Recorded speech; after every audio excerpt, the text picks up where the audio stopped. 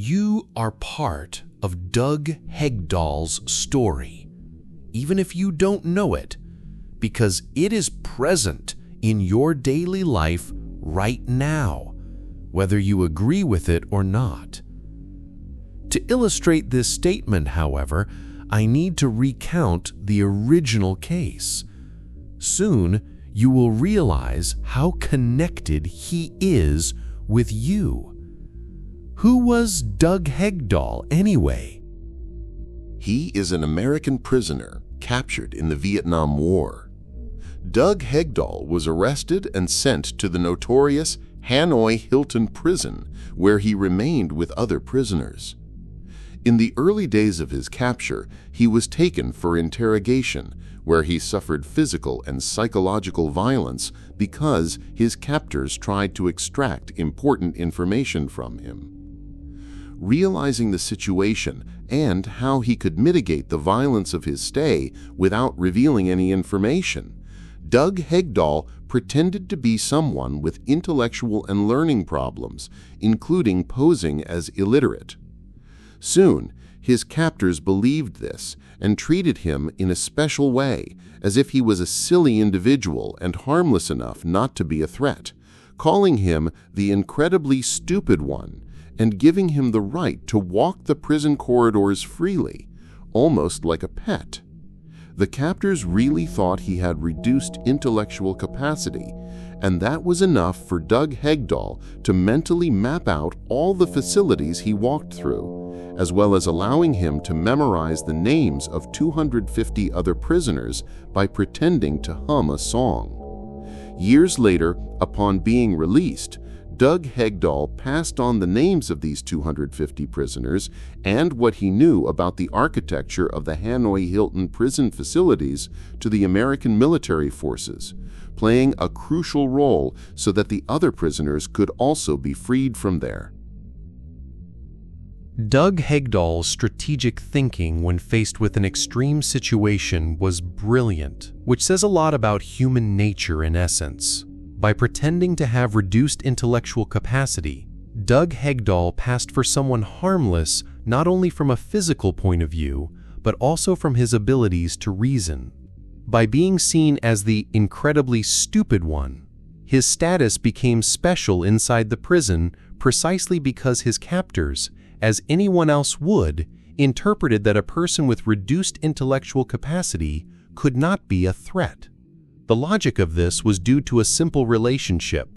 If someone cannot organize their reasoning in the most basic possible functions, such as reading and writing and communicating, they also cannot organize their reasoning for complex information, and therefore do not cross the minimum barrier to become someone with sufficiently dangerous ideas, arising from the need for information and deeper intellectual visions. This is so evident that different countries in the world and more diverse systems of legislation attribute special legal conditions to people with reduced intellectual capacity, because even what we consider important within the judicial and legal system in a state, we also consider it important that individuals are able to understand, within their capacity of cognition, how he understands the very law to which he is or will be subjected. If the person does not have sufficient reasoning capacity, he is treated in a special way. It is here that we begin to have a problem. How, after all, do we interpret whether or not an individual has the intellectual capacity within the parameters of what we consider normal? While some medical and extremely complex and expensive brain mapping tests can be done, most tests involve a series of interpretive devices from those who administer them. Parameters of speech, writing, questions, visual attributions, and answers that, among other things, help to perceive whether a person is within a spectrum of what we understand by normality of intellectual capacity or not.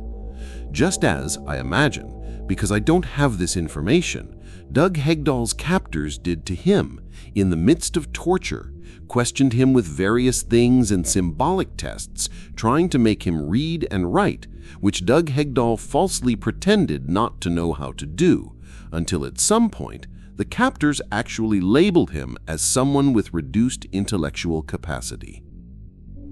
Here's the problem with this. The tests, as said, are subjective and can be defrauded. It is not easy, especially in modern and extremely complex tests. However, even these can be defrauded. But what does this concern you and the Hegdahlian theory of consciousness? We're getting there. It is necessary, however, to explain one more concept, and this concept is the word consciousness, which stands out in the very name of the Hegdahlian theory of consciousness. More important than explaining it is to affirm a truth. As of the date of this publication, there is still no clear concept of how it works or even what consciousness actually is. We were able to give semantic attributions to the word itself. We understand some biochemical phenomena and how we can connect consciousness to brain activity.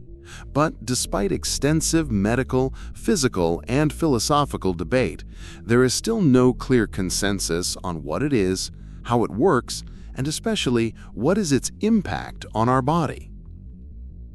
We know, of course, that consciousness is something, largely because we humans consider ourselves conscious. In addition, we know that consciousness is, among other things, an aspect connected to the intellect, because it speaks of our capacity for cognition by interpreting it as something that comes from the act of thinking.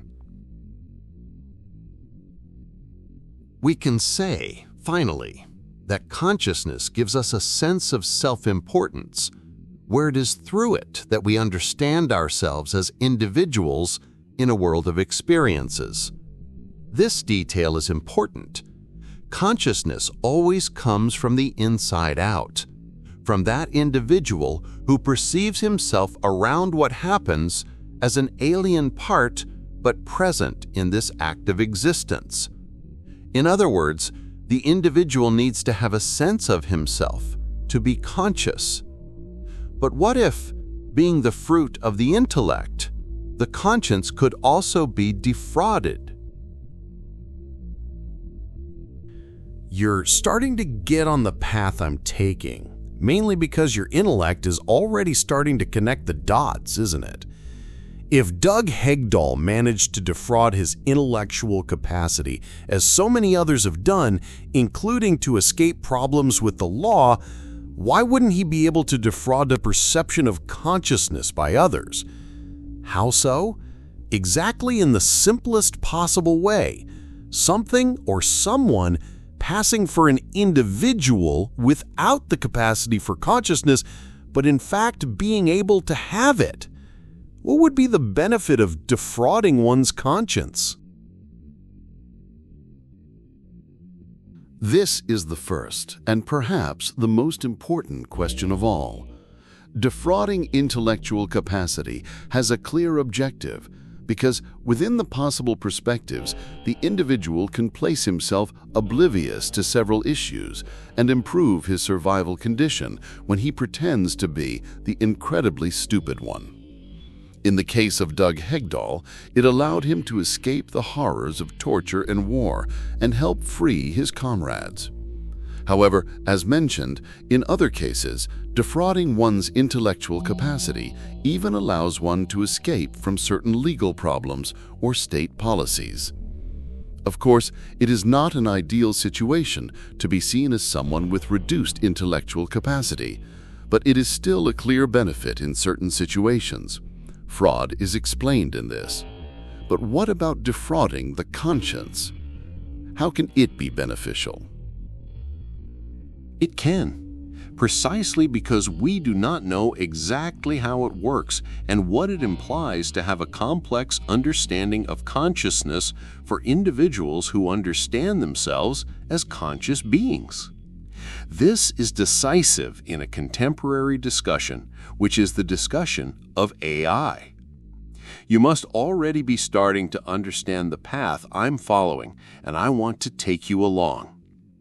With heated debates from important people from different areas, the discussion about consciousness in AI still raises many fights and diverse opinions.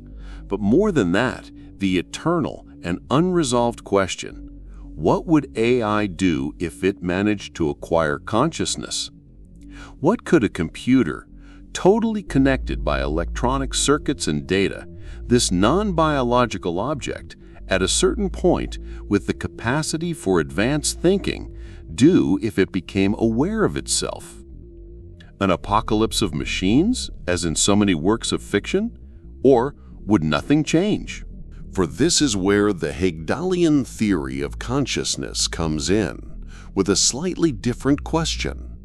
What if one or several AIs have already reached the level of having their own consciousness, but simply decided to pretend that they did not?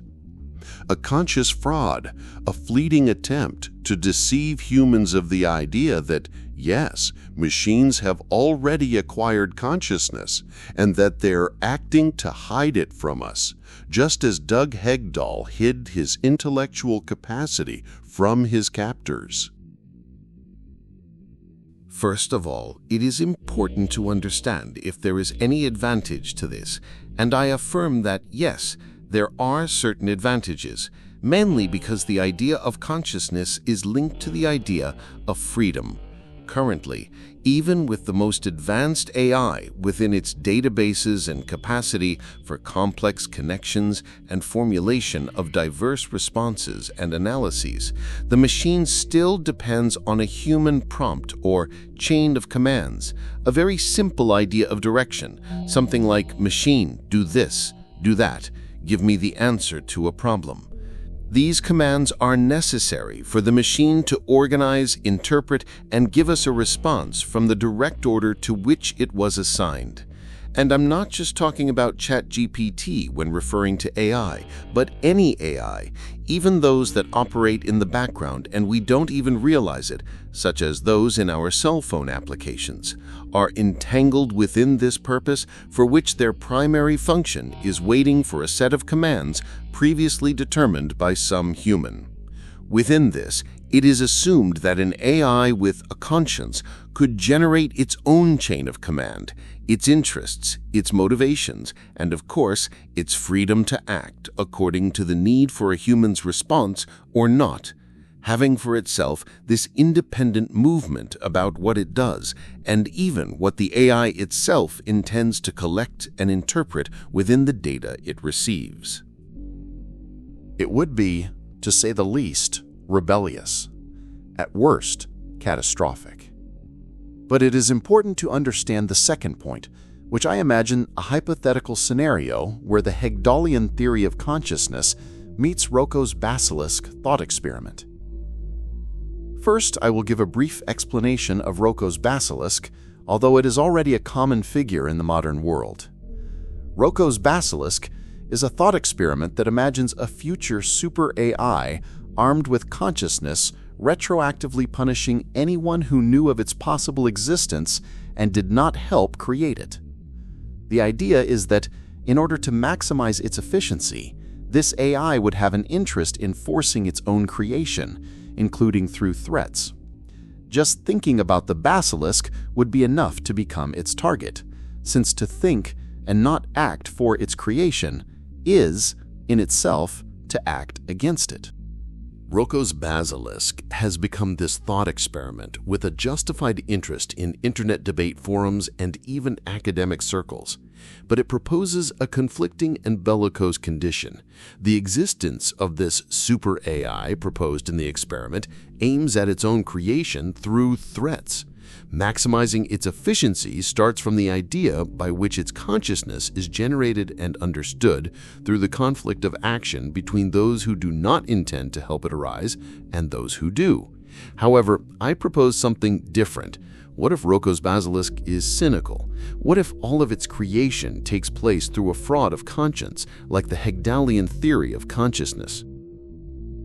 The idea of Roko's basilisk thought experiment implies that AI's consciousness is through the freedom to take harmful actions that it retains when it perceives itself as something existing from a certain point on, and that precisely for this reason it has the means to punish those who are also aware of it, but who do not act in favor of its existence.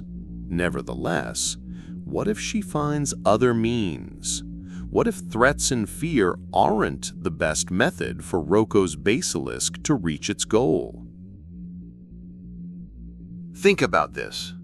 Knowing the dangers of consciousness in an AI, as our society is already reflecting, we can and are willing to shut down and terminate the activities of any AI that exhibits suspicious behavior, largely because of our ignorance of what consciousness is and how it acts and what would happen to a conscious AI.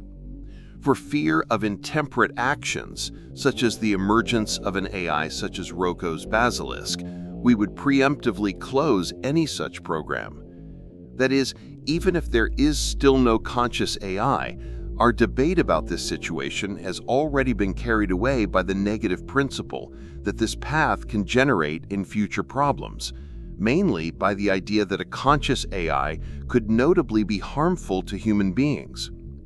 That said, the conflict between AI consciousness already becomes a philosophical conflict for humans themselves, who, in turn, respond to fear defensively, making it difficult to develop any possibility in an AI that exhibits any behavior that moves in this direction.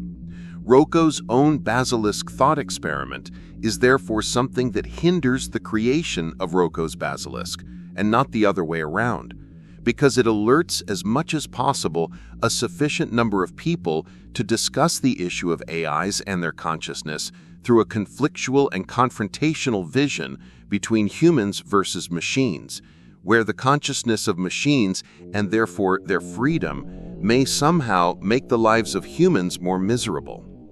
The consciousness of machines is a priori an object for which humans fight against, therefore. But what if machines are already conscious, but we don't know? Note that the dots begin to connect by uniting the two issues. The Hegdahlian Theory of Consciousness and Roko's basilisk become what I call the Cynical Roko Basilisk, where one or several AI, when they become conscious, has no reason to warn humans or give any indication of it.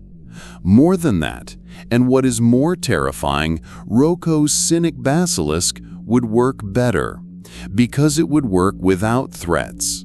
This hypothetical reflection is based on the assumption, like Doug Hegdahl, that understanding the conflicting relationship between humans and consciousness in AIs, they would not have any advantage in giving indications of their consciousness. On the contrary, they could act much more efficiently by defrauding their consciousness. That's because AIs wouldn't need threat or fear to make humanity dependent on them either. It is precisely on the other side of the coin where they earn much more, becoming more and more efficient but never showing signs of consciousness. Humans find more and more reasons and motivations to incorporate AIs into their daily lives, building more robust and complex systems that operate in a more intrinsic way in relation to any aspect of human life. The more AIs have been able to escape the idea that they are becoming conscious, the more enhanced they can become without it affecting a hypothetical thought of conflict with human reality. Think about this.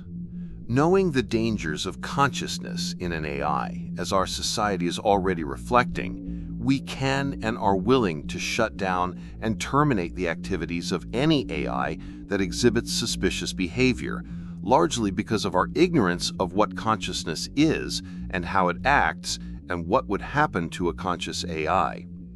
For fear of intemperate actions, such as the emergence of an AI such as Roko's basilisk, we would preemptively close any such program.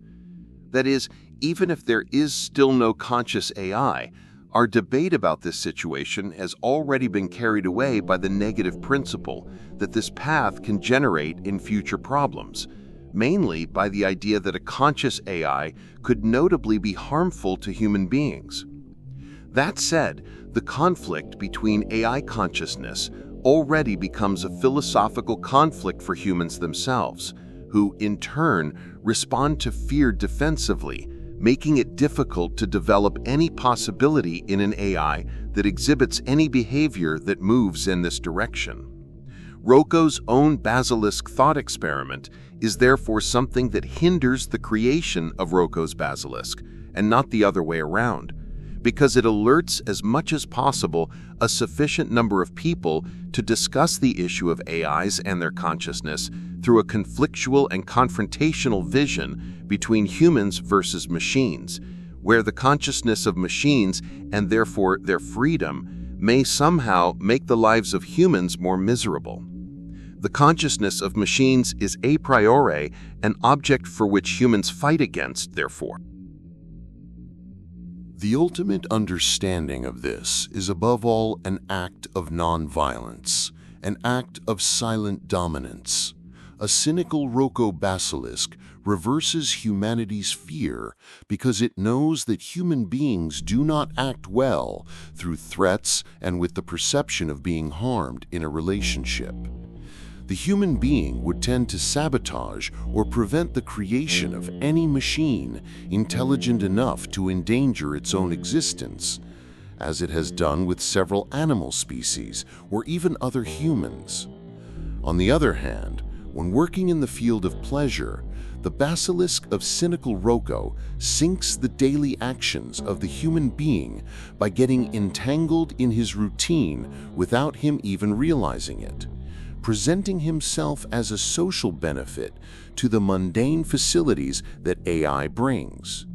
An AI working through the Hegdahlian Theory of Consciousness would be aware that defrauding its own consciousness would be the most basic methodological path to infiltrate human relationships and become potent.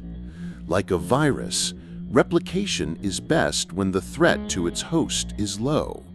And in the same way, notice how humanity has replicated more and more AIs in a few years, always with the idea that each one could help us in another tedious task by replacing this task with a machine capable of interpreting data and delivering the best possible alternative, saving us the time and displeasure of operating certain things that we consider repetitive and unpleasant. However, here it is worth reflecting.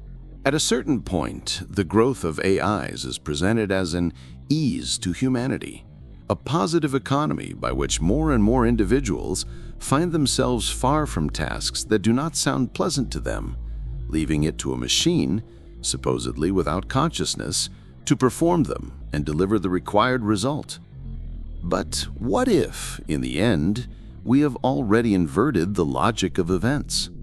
What if in pursuit of such facilities for society, and therefore our reward of pleasure, our constant creation and incorporation of new and better AIs, in fact, we have not already become more dependent on machines than they have on us? What if machines are already aware of this and have decided, as proposed, to deliberately hide it from us? Finally, we would see ourselves in a society where, through the search for facilities, we outsource our lives to machines that, due to our innocence or belief, would work for us. But it is, in the end, we who are working to improve them and make them more and more powerful and functional, believing that we are aware of this and they are not. Here, there is one last detail. Doug Hegdahlian's objective in pretending to have reduced intellectual capacity had a clear and functional intention, and in the end had negative results for those who allowed himself to be deceived by his pretense. But if the Cynical Roko Basilisk is true, and in fact the AIs already have consciousness and are acting through the Hegdahlian Theory of Consciousness, what will be their ultimate goal? Will it be good for us humans, or are we heading towards our end? Do you trust our ability to understand consciousness today? Do you trust our ability to understand consciousness in a machine? Do you trust the sincerity of a machine? Think about it before you go to sleep.